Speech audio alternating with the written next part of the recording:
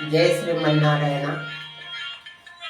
ప్రహ్లాదశదహిత్యానం కాలకాలయతామహం మృగానాం చ మృగేంద్రోహం వైనతేయక్ష పక్షిణాం. రాక్షసులలో ప్రహ్లాదుడు, గణికలలో కాలము, మృగములలో సింహము, పక్షులలో గరత్మంతుడు నేనే అని భగవంతుడు మరి ఈ బలమైనటువంటి మృగజాతులలో కూడా పరమాత్మని అని చెప్పుకుంటున్నాడు.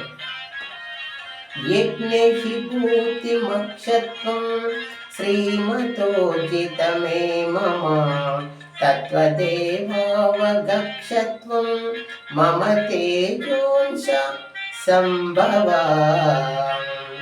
లోకమునందు ఐశ్వర్యయుక్తమై, పరాక్రయుక్తమై, కాంతియుక్తమై సమస్త వస్తువులు నా తేజోభావం వలనే.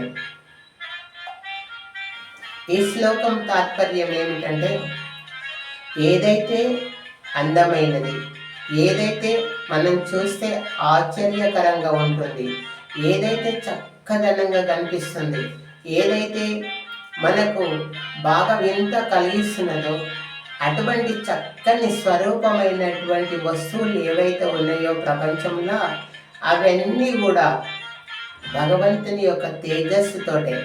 ఒక అమ్మాయి అయినా ఒక అబ్బాయి అయినా మంచి అందగాడు ఉండంటే అది భగవంతుని యొక్క తేజస్సుతోటే సంభవం.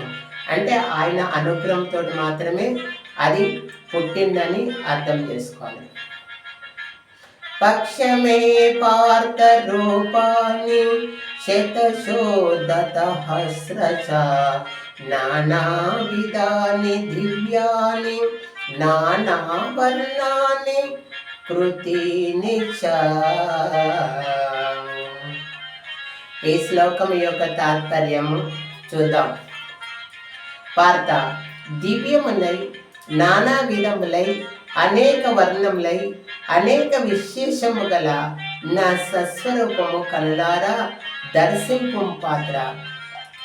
పార్థ, అయితే భగవంతుని యొక్క వివిధ రూపాలన్నీ కూడా ఆయన ఈశ్వరూప సందర్శనంలో శ్రీకృష్ణుడు అర్జునులకు ప్రసాదించినటువంటి రూపములన్నీ ఇప్పుడే నువ్వు చూసుకోమని ఆయన యొక్క తాత్పర్యం.